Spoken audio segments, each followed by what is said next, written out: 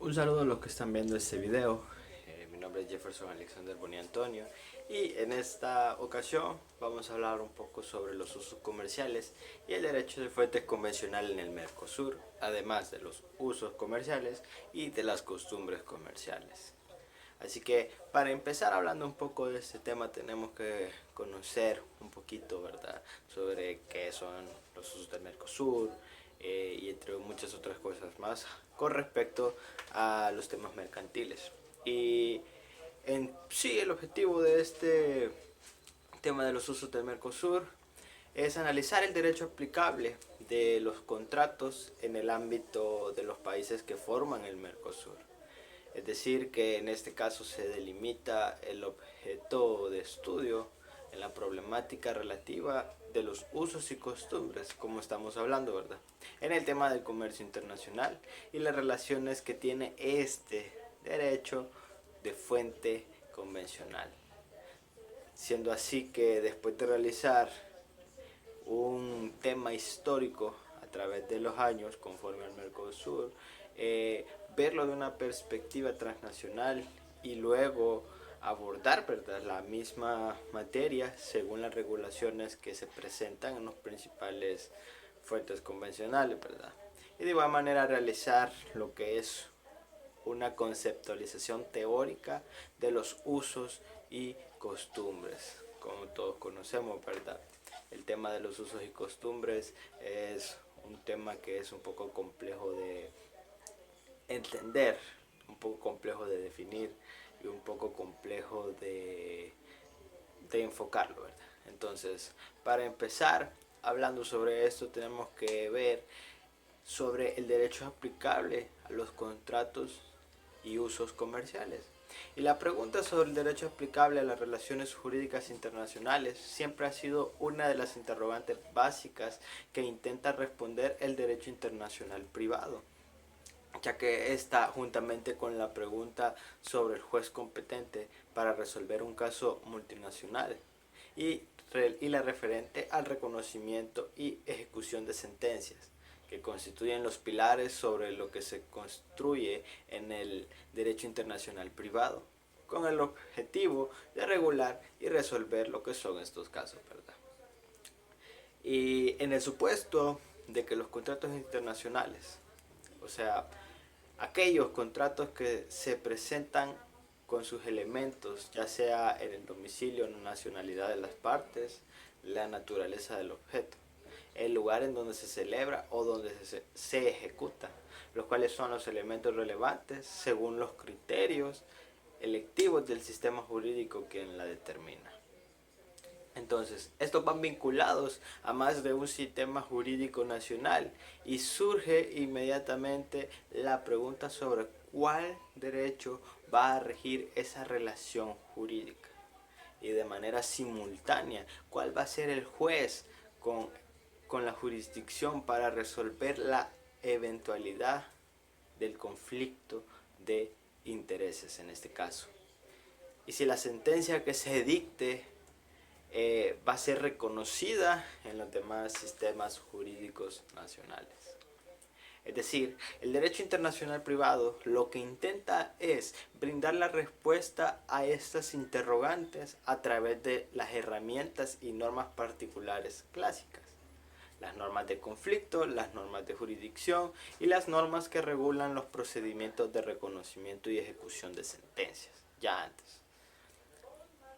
Ante estos tipos de normas, con el fin de facilitar la regulación de determinadas áreas de la realidad que se han desarrollado,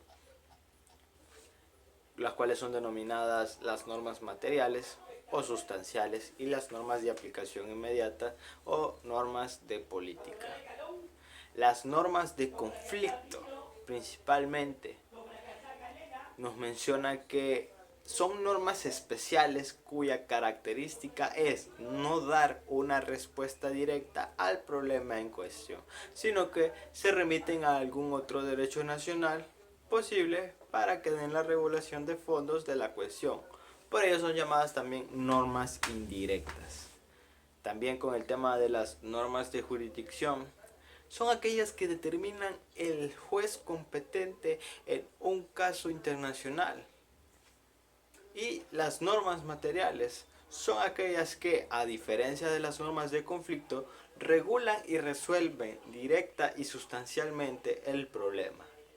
Las normas de convención sobre la compra-venta internacional de mercaderías constituyen un típico ejemplo de lo que son las normas materiales.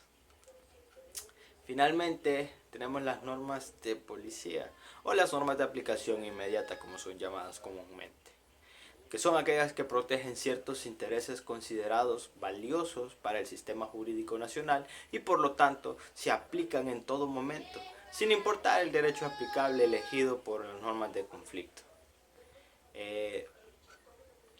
También se puede optar por regular lo que son las relaciones privadas internacionales a través del derecho de la fuente interna, como por ejemplo podemos mencionar los códigos civiles o códigos comerciales, o a través del derecho de fuente convencional, como mencionábamos, convenciones internacionales, tratados, protocolos, acuerdos que se hayan tomado previamente para poder ejecutar ese tema. Y estas, ya sea que se establezcan de manera uniforme y unifiquen las normas de conflicto, las normas materiales o el derecho procesal internacional.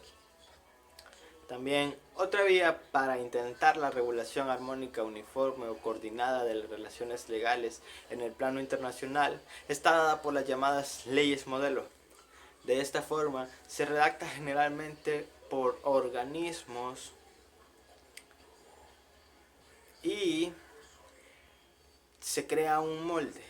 Dentro del molde se imita por el legislador interno, de tal modo que se emita dentro de cada país una ley positiva que contenga el mismo texto o el más similar posible para que no se interprete de manera diferente.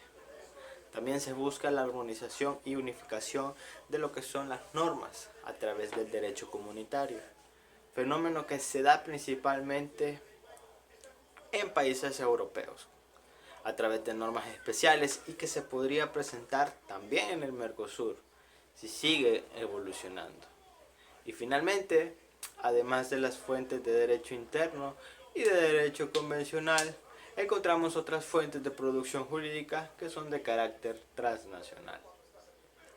Ahora bien, en cuanto a los usos comerciales, tenemos que los usos comerciales se pueden clasificar dentro de las fuentes de producción jurídica de carácter transnacional, ya que en su elaboración no interviene en principio órganos del Estado, ni los parlamentos, ni los jueces, ni la administración, sino que son normas que son creadas por las personas privadas y que se basan en la autonomía de la voluntad.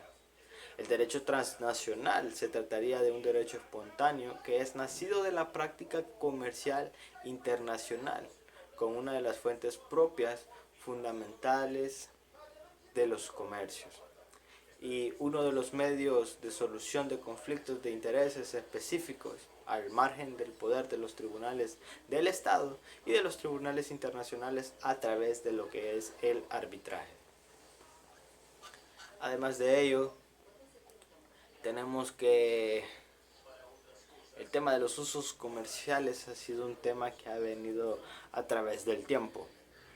No solamente es un tema de actualidad, sino que es un tema que viene de Edad Media.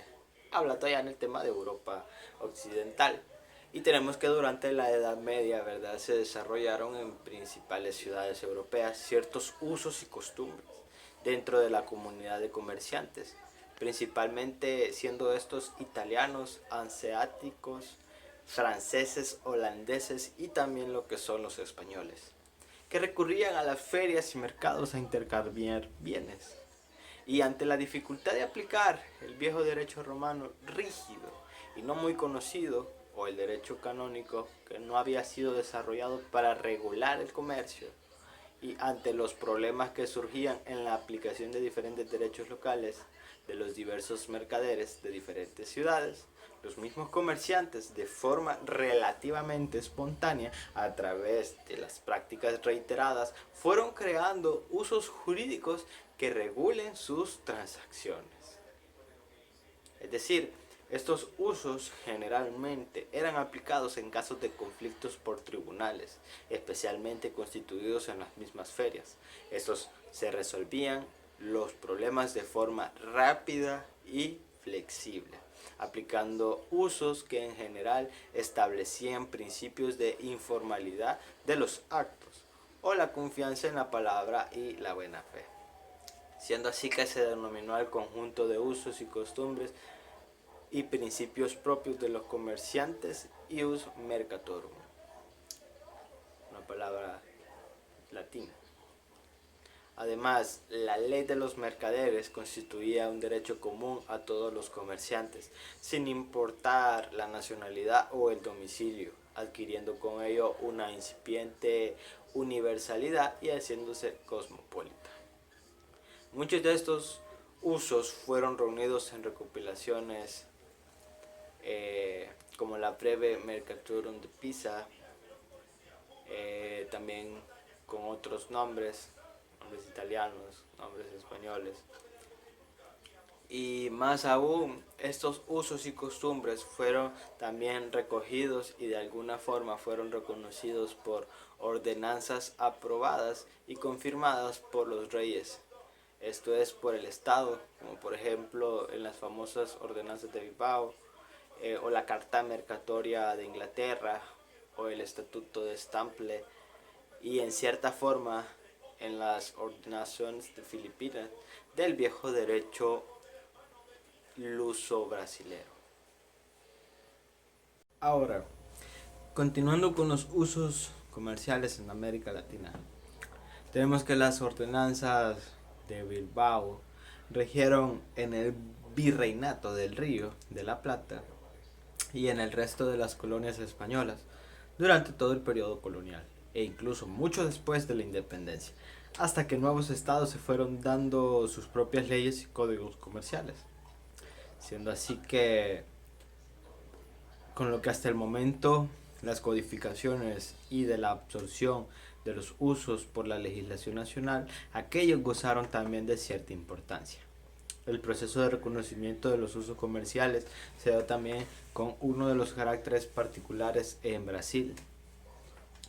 También, según los decretos, ¿verdad?, se otorga la competencia a los tribunales de comercio a fin de que se obtenga el conocimiento de las prácticas y usos comerciales admitidos en las diferentes plazas, admitiéndose como usos mandados guardar pelo.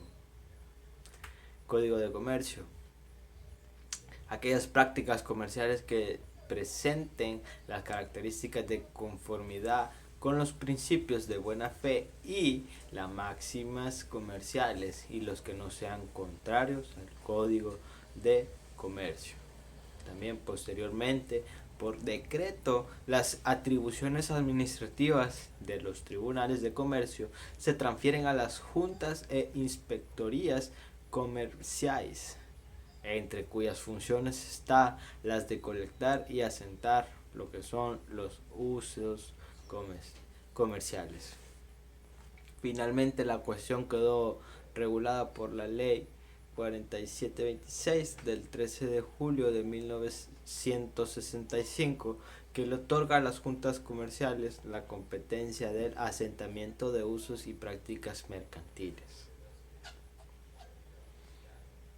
En cuanto a la codificación estatal, estas normas fueron creadas por la práctica comercial y más o menos reconocidas por el Estado, y se mantiene en el periodo de la codificación del siglo XIX, ya que el Código de Comercio francés y el español, por ejemplo, receptan aquellos principios y los legalizan. Esto es transformar los usos en ley escrita. Es decir, este proceso de nacionalización de los usos y costumbres comerciales se manifestó también en el Common Law, tanto inglés como norteamericano. y se manifiesta también en la codificación americana, ya que por ejemplo los códigos comerciales del país de Argentina, el país uruguayo y el país brasileño siguen una evolución similar en la materia, aunque a veces no sea concordante con la legislación del derecho civil. Además de ello, tenemos lo que es el derecho transnacional y la lex mercatoria. Si bien los usos comerciales fueron legalizados por los códigos y leyes comerciales, y con ello también nacionalizados, conservaron cierta autonomía, sobre todo en materias relacionadas al transporte marítimo, o ahí en donde la misma ley comercial delegaba en los usos la regulación de algún sector comercial. Después de la Segunda Guerra Mundial, pero fundamentalmente en las décadas del 70 y del 60 del siglo XX, el fenómeno de los usos adquiere una gran importancia debido a que el enorme desarrollo del comercio internacional, tanto de manera cualitativa como cuantitativa, y al creciente aumento de las inversiones extranjeras. Esto siendo principalmente en los países que son desarrollados y a países subdesarrollados, y a la trascendencia alcanzada por los préstamos internacionales de dinero. Estos factores económicos conducen a la utilización de nuevas formas jurídicas como la autonomía de la voluntad y provocan de alguna forma el renacimiento de los usos del comercio internacional. Siendo así que los usos, conflictos de leyes y la autonomía de la voluntad salen a la luz. Y ante aquel desarrollo de comercio internacional y a partir de la insuficiencia del método conflictual para dar respuestas seguras y rápidas a los problemas de la contratación internacional, sobre todo en aquellas áreas del comercio internacional, como son el transporte marítimo, los títulos valores o la compra-venta internacional de mercaderías, que se desarrollan rápidamente ganando en frecuencia, la cantidad y tipicidad. Las partes de las transacciones comerciales comenzaron a utilizar cada vez más el instituto de la autonomía de la voluntad. La autonomía de la voluntad o la autonomía de las partes en el derecho privado es la facultad que las partes tienen para, en primer lugar, celebrar contratos y, en segundo lugar, para darle a ese contrato por ellas formado el contenido que deseen.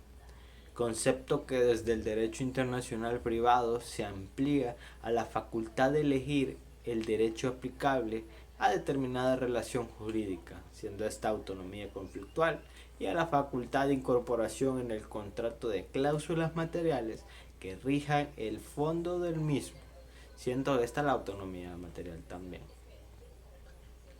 Las partes entonces se encuentran ante la imperiosa necesidad de dar certeza a sus relaciones sin quedar sometidas a los avatares del conflicto de las leyes.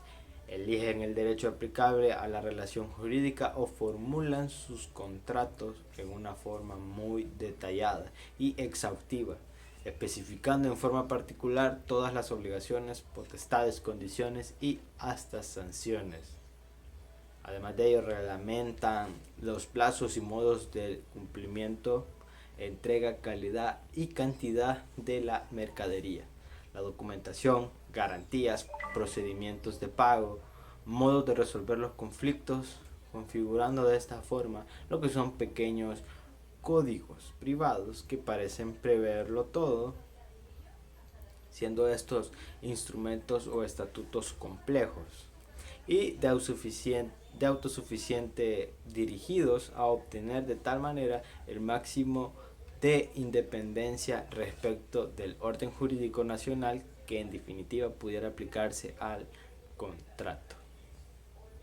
Ahora, hablando un poco sobre lo que es el uso del comercio, tenemos que entender un poco más amplitud el tema de los usos del comercio, ya que es un tema un poco más amplio para abarcar, que requiere un poquito más de análisis al momento de hablar de estos temas. Por ello tenemos que entender que la cuestión relativa al concepto de los usos del comercio se halla marcada por el rango de fuente del ordenamiento y por ende de la norma jurídica conceptuada, es decir, atribuido a los usos del comercio por el artículo 2 del Código de Comercio, y a este respecto a la práctica de generalidad de la doctrina sostiene que dichos usos poseen el valor de genuinidad, costumbre mercantil. Entonces, hay una gran diferencia entre los usos de comercio y las costumbres mercantiles.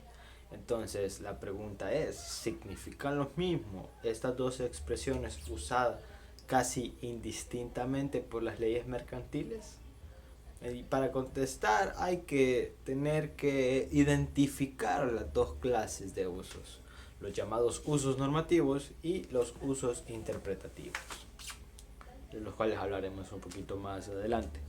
Pero también los usos para el derecho mercantil tienen una gran importancia, ya que históricamente el uso ocupa el primer rango en las fuentes de derecho mercantil.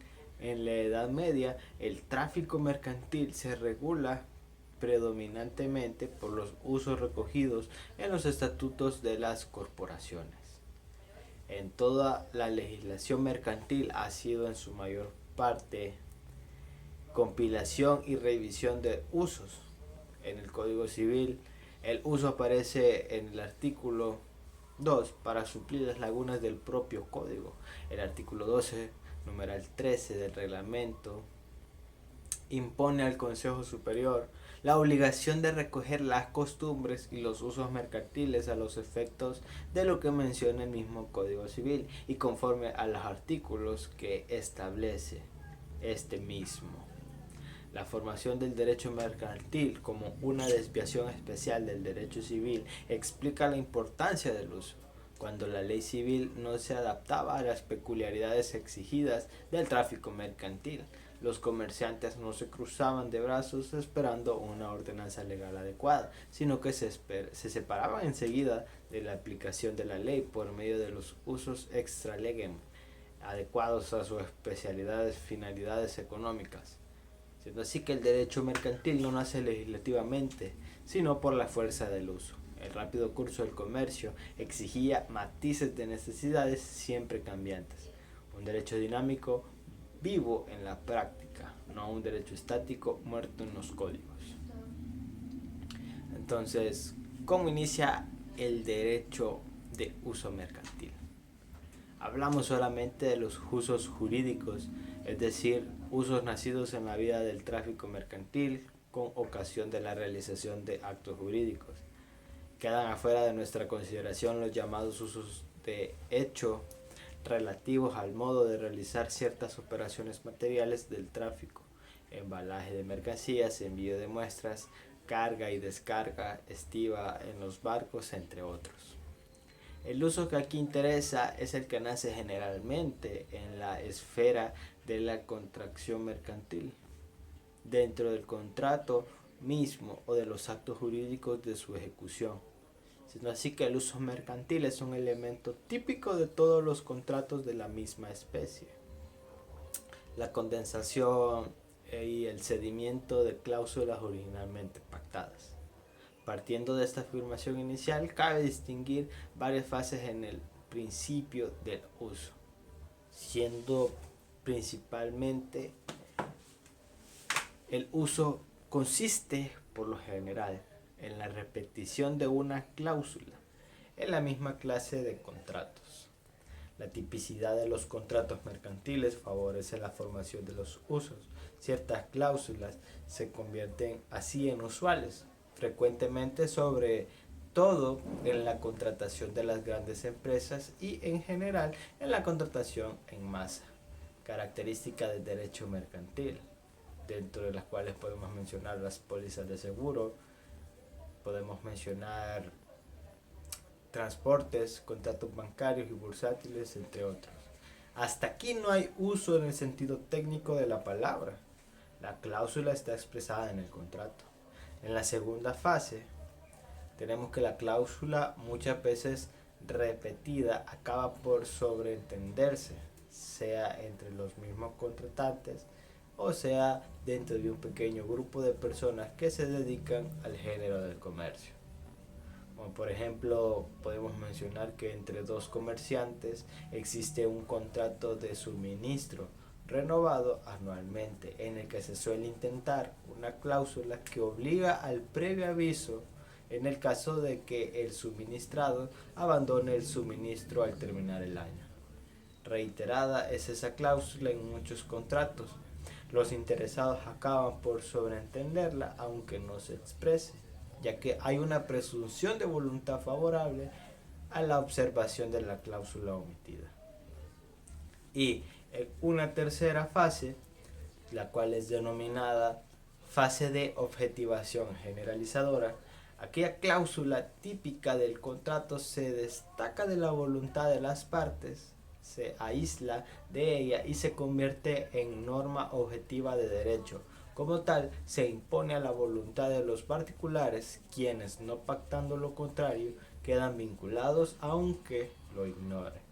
La práctica individual ha devenido la práctica social, es decir, el uso. Y estos poseen diferentes clases y funciones con respecto a los usos. Entre las clases tenemos que pueden tener usos normativos, que son aquellos que tienen una validez general y se aplican por encima de la voluntad de las partes contractantes. Los usos interpretativos tenemos que son aquellos que concretan o aclaran una declaración de voluntad concreta y determinada. Por eso puede decirse que el uso normativo es igual que la costumbre, pero que el uso interpretativo no tiene ese valor. Y en cuanto a su función, podemos decir que al expresar el efecto conforme a la regulación que generan, la doctrina clasifica los usos, distinguiendo usos con función interpretativa por una parte y usos con función integradora por otro. Siendo así que los usos con función interpretativa, tenemos que en un litigio relativo a un contrato, el problema discutido ha sido expresamente regulado por las partes, existiendo por lo tanto regulación. La tarea del juez se reduce a interpretar el sentido de la cláusula o cláusulas litigiosas si existe ambigüedades y se resuelve conforme al sentido usual. Entonces nos encontramos así con usos con función interpretativa que no plantean un problema de preferencia respecto al derecho dispositivo civil. Estos usos no constituyen costumbre. También tenemos lo que son los usos con función integradora, siendo estos aquellos que pueden suceder por el contrario, que las partes no hayan previsto una regulación expresa completa del contrato, incurriendo así en omisiones respecto de extremos relevantes para lo que es su cumplimiento. En tal caso, el juez no tiene interpretar algo que no existe, sino suplir la omisión de la cláusula debido al contenido voluntario del contrato. Y en este se trata de integrar lo que es el contenido del contrato de acuerdo con la voluntad que presunta de las partes, no expresamente derogadas, pero que sí tiene función integradora. Porque cuando se completa la regulación expresamente pactada, estos usos integradores relegan a un segundo lugar al derecho civil dispositivo, por lo que son usos normativos y constituyen derecho de consuetudinario. Bien, con respecto a las cosas mercantiles, tenemos que el artículo 1, el 3, 5, el 476, el artículo 1034 del Código de Comercio nos establece cuestiones acerca de las cosas mercantiles. Y cuando hablamos de las cosas mercantiles, tenemos que puede ser un sinónimo de bienes, de tal manera que se hace necesario considerar qué es una cosa. Y para entender qué es una cosa, podemos decir que una cosa es todo aquello que se encuentra implícito de manera física o de manera no física dentro de cualquier área, es decir, puede ser naturaleza, entre otros temas, y que es susceptible de apropiación por el hombre, es decir, que el hombre, el ser humano, puede obtenerlo. Entonces, mencionando lo anterior, ¿qué es una cosa mercantil? Y una cosa mercantil se puede definir como todo bien mueble que se encuentra en el comercio y que es susceptible de apropiación. Es decir, algo que está ahí y que se puede adueñar a alguien de eso. Entonces, ¿cuáles son las cosas mercantiles? Según lo que expresa el artículo 5 del Código de Comercio, nos establece que las cosas mercantiles son o pueden ser las empresas de carácter lucrativo y sus elementos esenciales, los distintivos mercantiles y las patentes, y los títulos valores.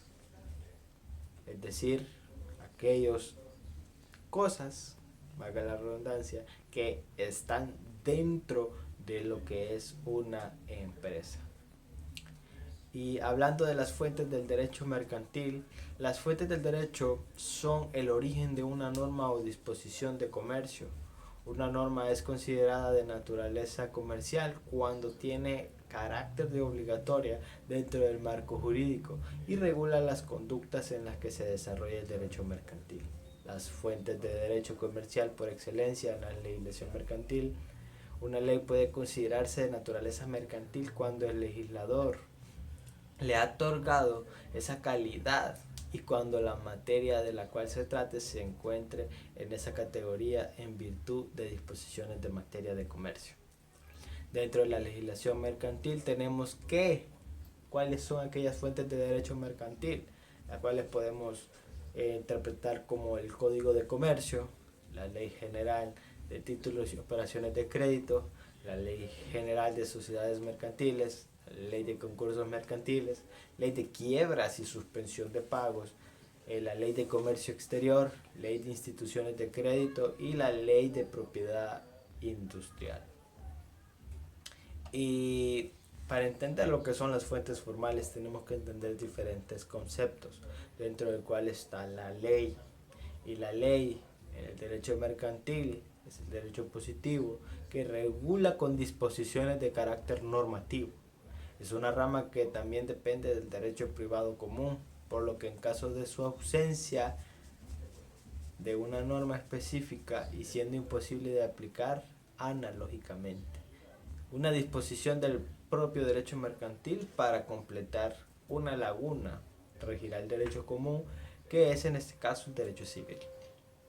Hablando de los tratados aprobados por el Congreso, es un acuerdo escrito entre ciertos sujetos de derecho internacional y que se encuentra regido por este, que puede constar de uno o varios instrumentos jurídicos conexos y siendo indiferente de su denominación.